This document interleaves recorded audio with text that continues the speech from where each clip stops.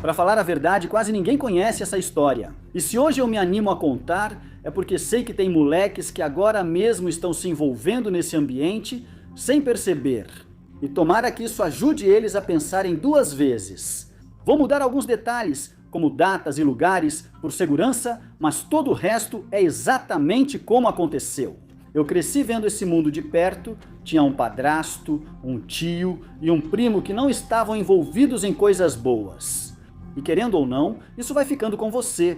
Desde pequeno comecei a me interessar por tudo isso, os coletes, o equipamento tático, todo esse lance. Depois, por causa de problemas, meu padrasto teve que sair da cidade e ficamos só eu e minha mãe. Com cerca de 16 anos eu enfrentava uma fase difícil, daquelas em que nada faz sentido.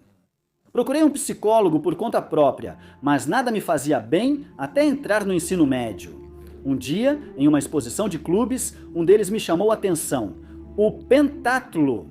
Era um ambiente militarizado, todos bem uniformizados, com equipamento, bem alinhados, e algo me prendeu ali. Entrei sem pensar muito e foi aí que fui me envolvendo mais. Comecei a me dedicar totalmente a tudo que era tático.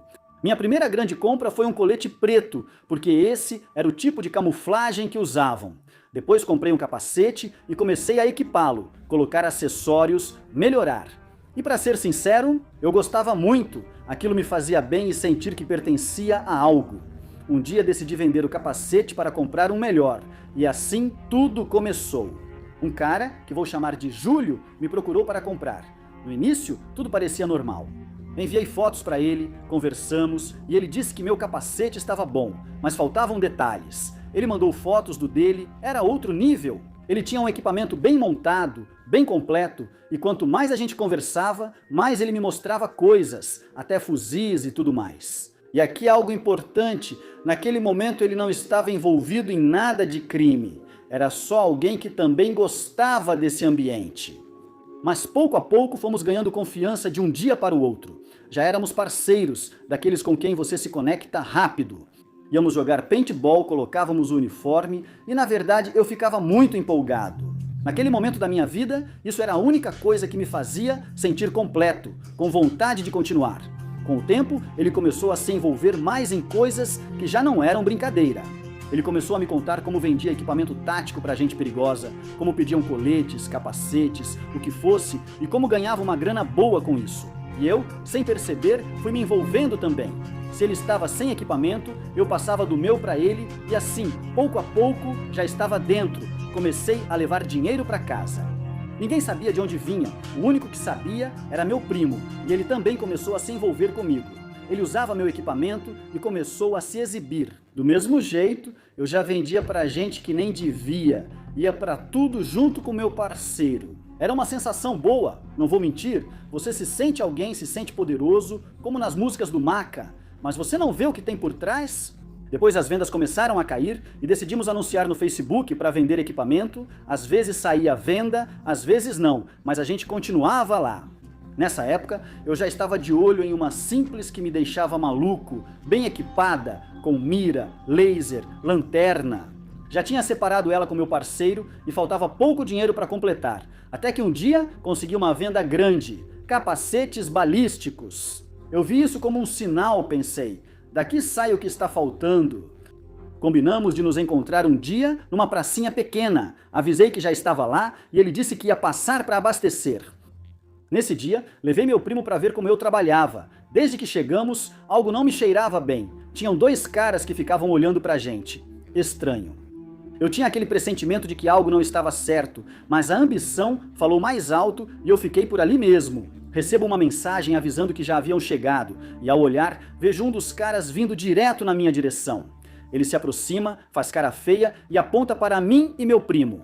Ele perguntou para quem trabalhávamos e respondi que para ninguém. Ele perguntou de onde eu tirava os capacetes. Respondi que era da internet, tinha notas fiscais e podia mostrar, mas ele não deixou. Ele fez um sinal e em segundos já tinha uma caminhonete em cima da gente, tipo uma Suburban. Nos colocaram à força, nos empurraram até o porta-malas. E aí foi quando senti o pior medo da minha vida. Ver tudo aquilo, ver como iam fazer e no meio, aquele cara. Nunca imaginei ver isso tão de perto e perceber que não era mais brincadeira. Eles tiraram nossos celulares e começaram a vasculhar tudo. Eu tinha fotos com coletes, rádios, e cada coisa que eles viam era como se já estivessem me sentenciando. Eu olhava para o meu primo e me sentia mal porque ele não tinha nada a ver com isso. Eu disse para eles que tudo era meu, que ele não tinha nada a ver, mas ali você não tem voz nem voto. Depois acharam fotos do meu camarada e pediram que eu dissesse onde ele morava. Fingi que não sabia, até acharem a conversa no chat. Lá estavam nossos endereços, porque às vezes pedíamos equipamento um para o outro. E o mais engraçado é que nesse mesmo dia eu ia até ele para comprar dele. Enviaram mensagem fingindo ser eu, dizendo que estava a caminho, e assim o localizaram. Fomos à casa dele na esquina, me fizeram descer e mostrar o rosto. Quando ele saiu, puxaram uma arma, nos fizeram ajoelhar e o levaram. Invadiram a casa dele, levaram todo o equipamento e encheram a caminhonete, mas ainda faltavam as minhas coisas. Com ele foi pior, revistaram todo o celular dele. Ele tinha mais contatos, mas vários não foram localizados por falta de endereços ou conversas, além de nem todos fornecerem informações facilmente. Nos fizeram rodar o dia todo, nos interrogando, até que nos levaram para uma área isolada, só mato. Lá me fizeram descer e baixar a cabeça, mas vi várias caminhonetes enfileiradas, formando uma caravana. Me levaram até alguém de mais autoridade e ele começou a me perguntar tudo, para quem eu vendia, por que eu fazia isso, tudo. Eu respondia porque você sabe que ali não tem outra opção. Depois me fizeram ajoelhar e gravaram um vídeo comigo dizendo quem eu era, onde eu morava, o que eu estudava, por que tinham me levado, tudo isso. Depois fizeram o mesmo com meu primo e depois com meu amigo, mas com ele demoraram mais. Em algum momento nos disseram que, se alguém respondesse por nós, a gente podia ir embora, que alguém podia dar uma força. Mas a gente falou nomes, gente certa, para quem a gente vendia, e ninguém respondeu, ninguém. E aí eu entendi uma coisa importante. Nesse ambiente, todo mundo está com você até você cair. Depois disso, da parte da minha família, um tio que a gente nem sabia que estava envolvido nisso e que acabou sendo alguém importante, praticamente o segundo no comando de todo o Matamoros, ficou do nosso lado. Eu soube porque pelo rádio ouvi meu nome e o do meu primo. Como eles estavam se comunicando com códigos e como confirmaram que já tinham a gente, ali tudo mudou. Disseram que logo iam nos soltar, mas antes, o mesmo homem que nos prendeu perguntou se eu queria trabalhar para eles. Senti medo na hora. Só de me imaginar ali preso, sem saída. Eu disse que não, e graças a Deus não me obrigaram. Horas depois, nos levaram para um condomínio afastado, gravaram a gente recebendo nossas coisas. Só me deram o celular, e ao mencionar que faltavam meus fones de ouvido, precisaram repetir a gravação.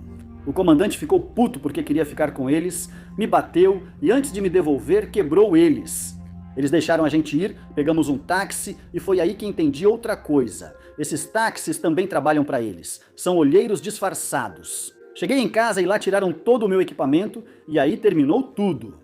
Naquele dia, entendi o que é estar no limite, senti como tudo podia acabar a qualquer momento, vi minha vida passar e o mais estranho, senti uma paz que fazia muito tempo que eu não sentia.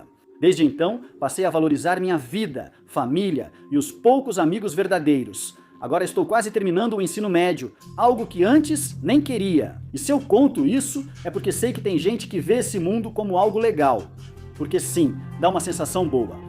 Você se sente alguém, se sente poderoso, mas não é até que um dia te tiram do seu pedestal. E nem todos têm a mesma sorte de sair. E essa é a minha história. Garotos, caso queiram bancar o malandro, se você também tem uma história que queira contar, me mande no meu e-mail ou em qualquer uma das minhas redes sociais, vou ler assim que puder. Obrigado, assista ao vídeo. Sério? Isso ajuda pra caramba! Se você der like, comentar ou compartilhar, e se gostar desse tipo de conteúdo, pode se inscrever. Eu agradeço muito, nos vemos na próxima!